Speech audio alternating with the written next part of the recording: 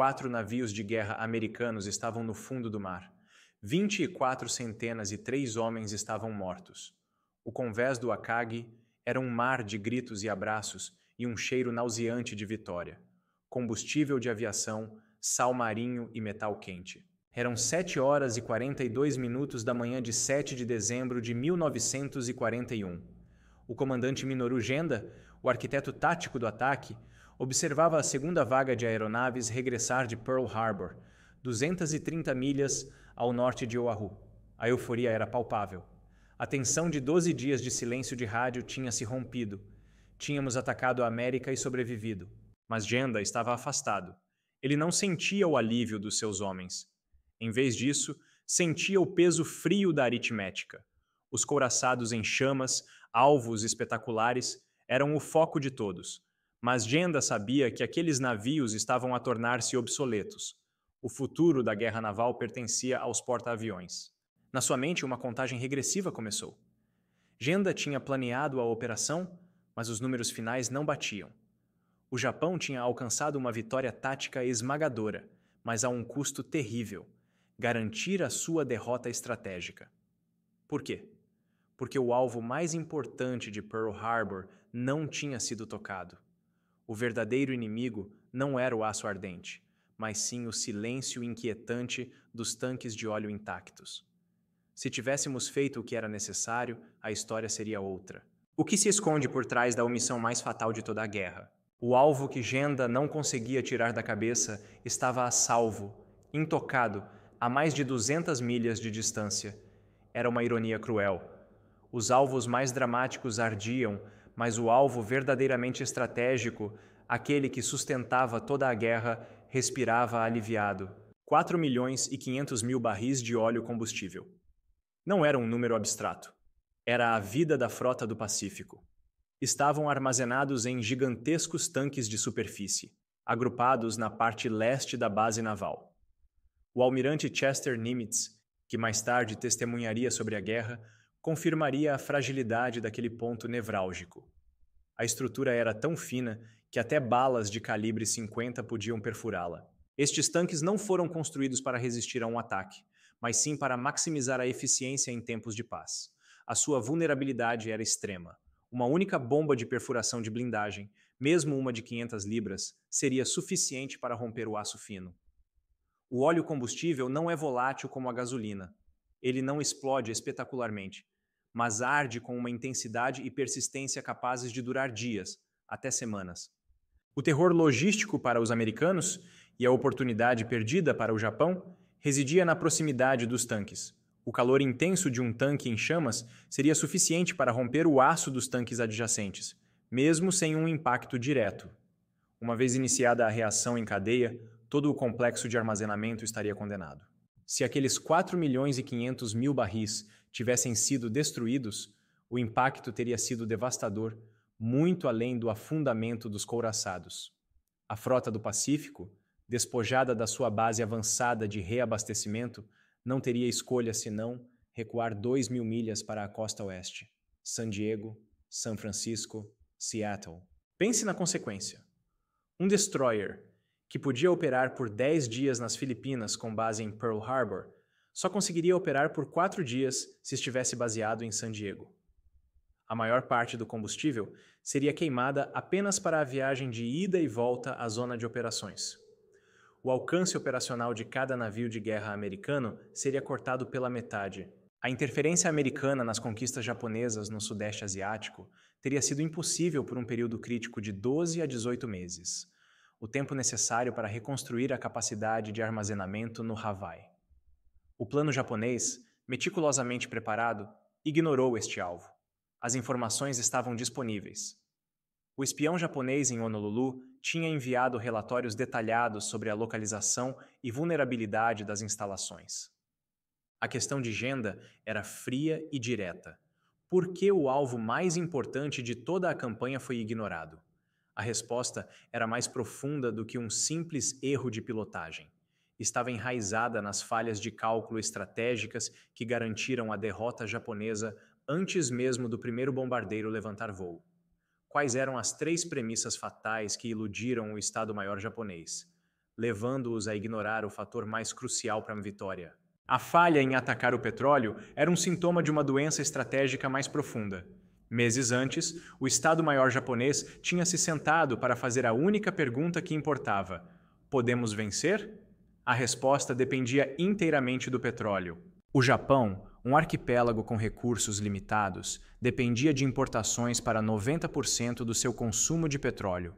Quando os Estados Unidos impuseram o embargo em julho de 1941, seguindo a ocupação japonesa do sul da Indochina francesa, o fornecimento foi cortado. De repente, a nação estava a funcionar com um cronômetro. Tínhamos 50 milhões de barris em reservas estratégicas. Parecia muito, mas o consumo da Marinha Imperial, apenas para operações de rotina em tempo de paz, era de 25 milhões e 400 mil barris por ano.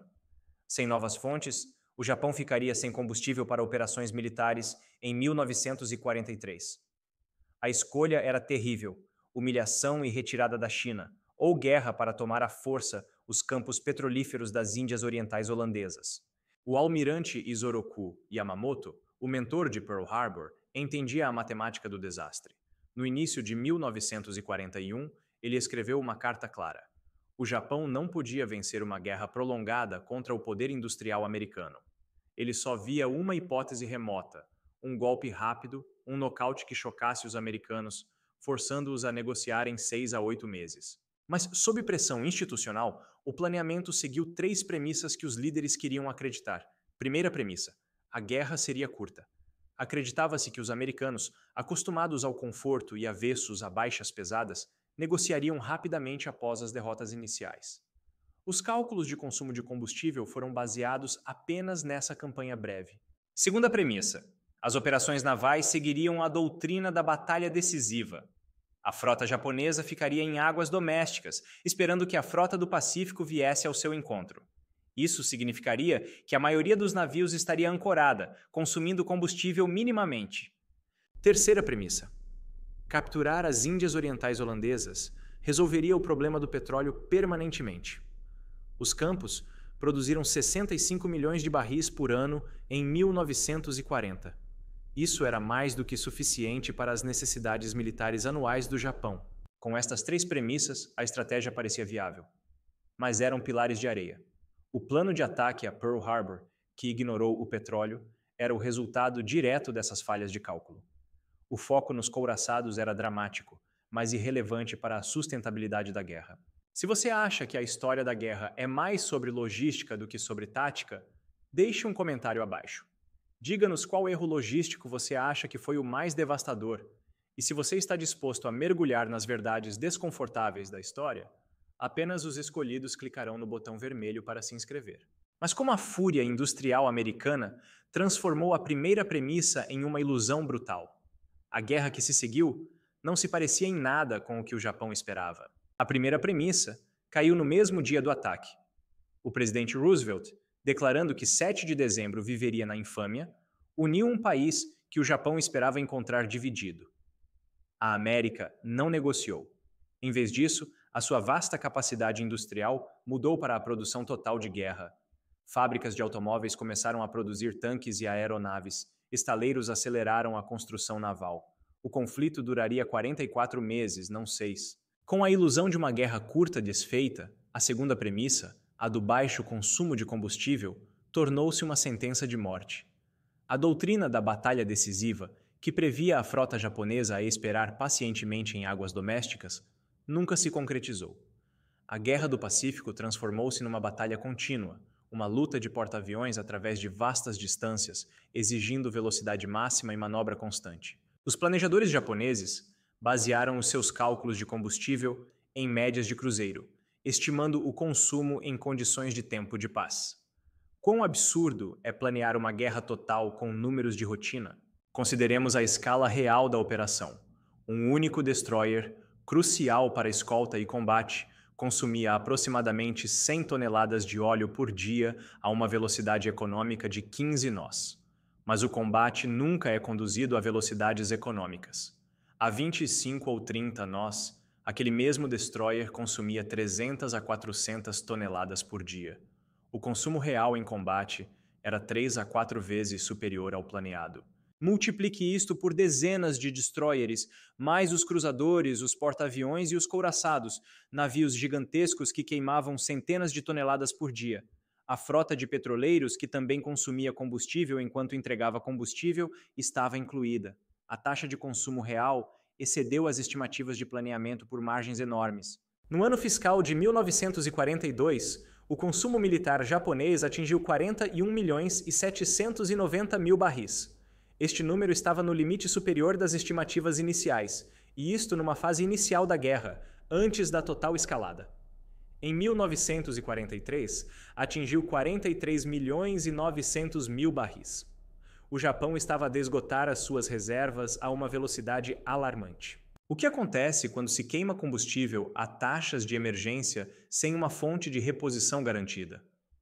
A catástrofe iminente não era apenas o consumo excessivo, mas a falha da terceira premissa. A solução para o problema do petróleo japonês residia na conquista das Índias Orientais holandesas. O Japão contava com 65 milhões de barris por ano desses campos. Mas o que os japoneses descobriram ao chegar aos campos petrolíferos das Índias Orientais holandesas transformou a sua esperança de salvação numa piada cruel. A terceira premissa foi aniquilada não por uma batalha naval, mas por um exército de engenheiros em retirada. O Japão assumiu que capturar as Índias Orientais holandesas, DEI, significaria o acesso imediato a 65 milhões de barris de petróleo por ano. Mas os defensores aliados, sabendo que a perda era inevitável, tinham uma missão clara: a destruição total. Em Balikpapan, Bornéu, uma das regiões produtoras mais ricas, os engenheiros holandeses executaram a sabotagem com uma eficiência devastadora. Eles explodiram estações de bombagem com dinamite, incendiaram poços de petróleo, criando incêndios maciços que arderam durante semanas. Para garantir a inutilização a longo prazo, despejaram betão nos furos de perfuração. Componentes críticos das refinarias foram removidos e atirados a rios ou enterrados. O Japão varreu o território, mas encontrou uma infraestrutura paralisada. Restaurar a produção exigia engenheiros especializados, mas o Japão mal tinha uma indústria petrolífera doméstica, produção de apenas 3 milhões de barris anuais. O setor de engenharia de petróleo japonês era minúsculo. Os engenheiros holandeses capturados não eram de confiança e foram presos. O Japão teve de enviar especialistas das ilhas domésticas. O problema não era apenas de pessoal, mas de equipamento.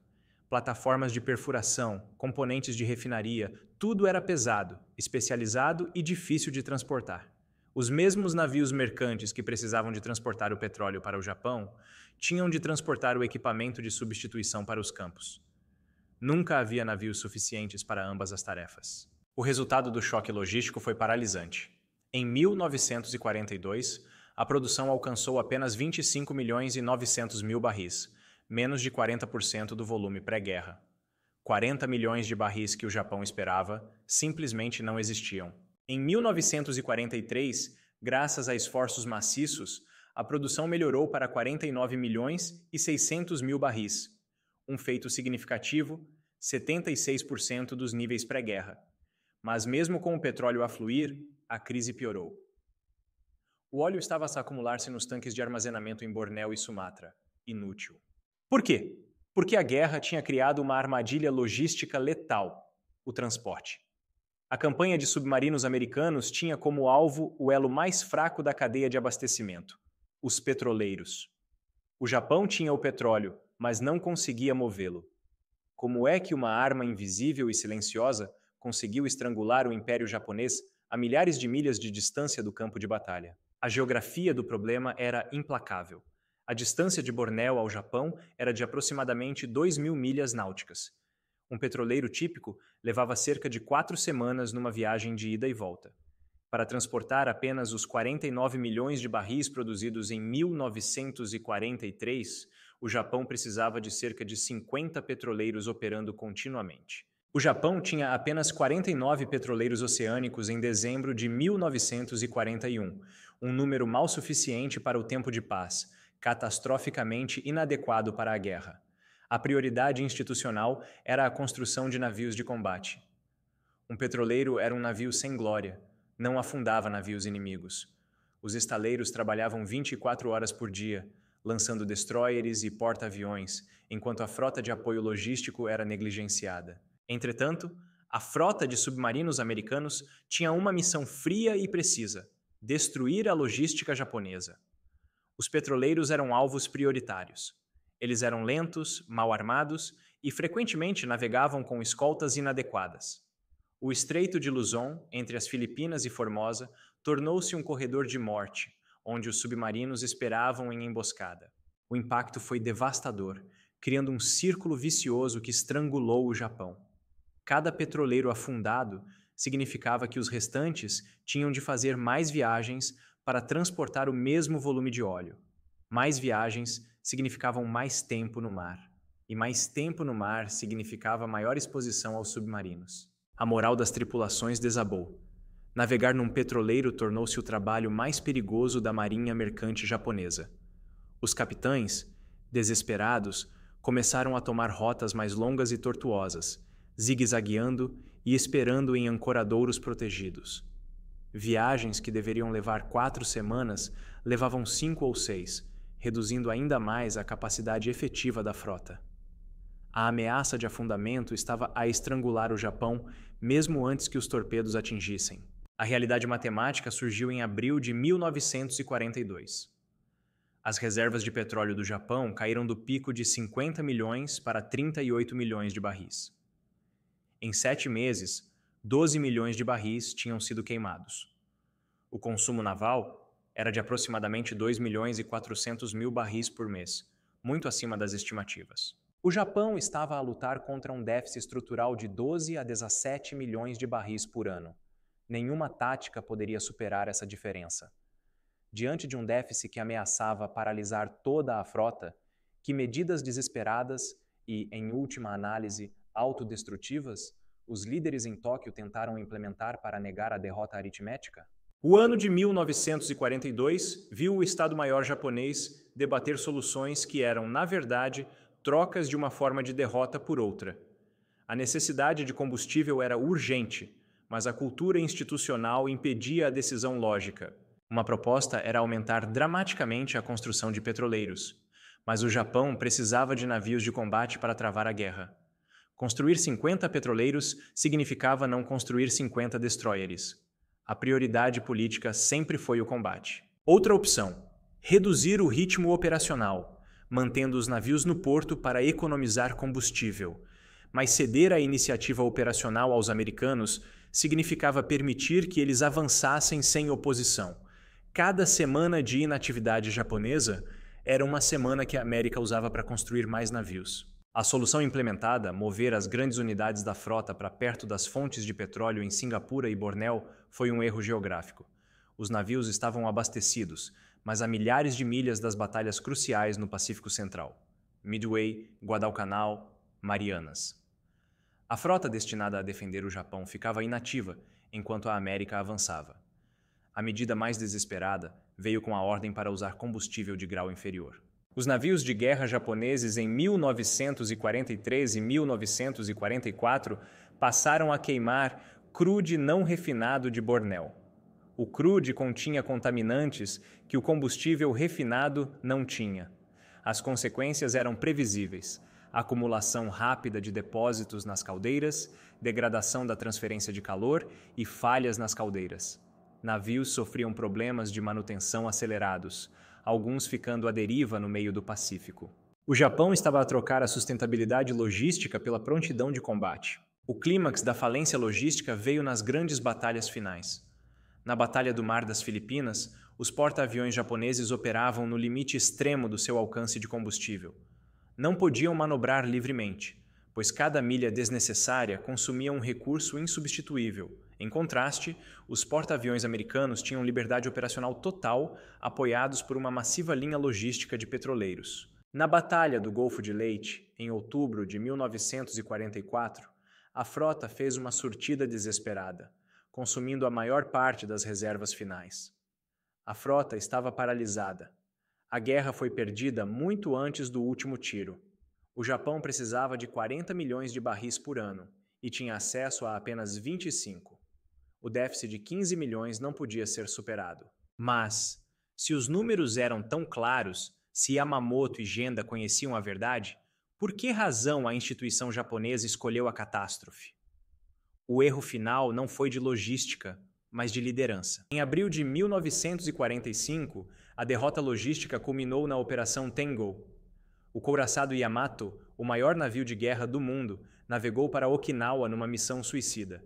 As ordens exigiam combustível mínimo, apenas o suficiente para chegar e lutar como uma fortaleza estacionária. A pouca quantidade de combustível que a tripulação conseguiu garantir secretamente, 60% da capacidade total, foi um ato de desafio que apenas atrasou o inevitável. O Yamato foi afundado a 7 de abril de 1945. Quando o Japão se rendeu em agosto de 1945, as reservas de petróleo estavam esgotadas. Os navios sobreviventes estavam ancorados, imóveis, com os bunkers vazios. O petróleo ainda jorrava nas Índias Orientais holandesas, mas não havia mais petroleiros para transportá-lo. Yamamoto, que concebeu o golpe de nocaute em Pearl Harbor, não viveu para ver a rendição.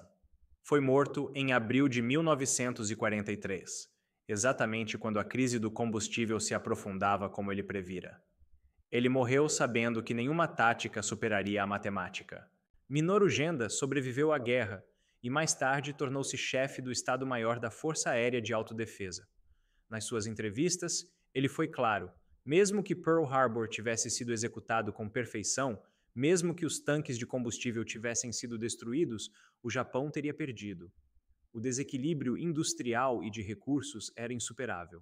O Japão precisava de 40 milhões de barris de petróleo por ano, no mínimo, e tinha acesso, na melhor das hipóteses, a 25 a 30 milhões. O déficit anual de 10 a 15 milhões de barris era uma realidade aritmética que condenou o país antes mesmo da primeira bomba cair. A história das más decisões do Japão não é apenas sobre petróleo ou logística. É uma lição profunda sobre cultura institucional.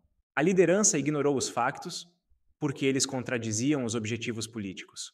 Oficiais como Yamamoto e Genda conheciam a verdade, mas o sistema japonês desencorajava a dissidência.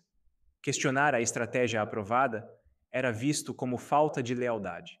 Os homens que entendiam a matemática ficaram em silêncio. Os homens que não a entendiam tomaram as decisões. As guerras não são ganhas apenas pela coragem, são ganhas pela logística, pela capacidade industrial e pela matemática. Se esta história sobre como os números frios decidem o destino das nações ressoou com você, por favor, deixe um comentário e diga-nos qual falha de cálculo estratégica você considera a mais surpreendente. Curta o vídeo para nos ajudar a compartilhar estas histórias esquecidas e inscreva-se para continuar a acompanhar estas narrativas pouco contadas. A aritmética não pode ser ignorada.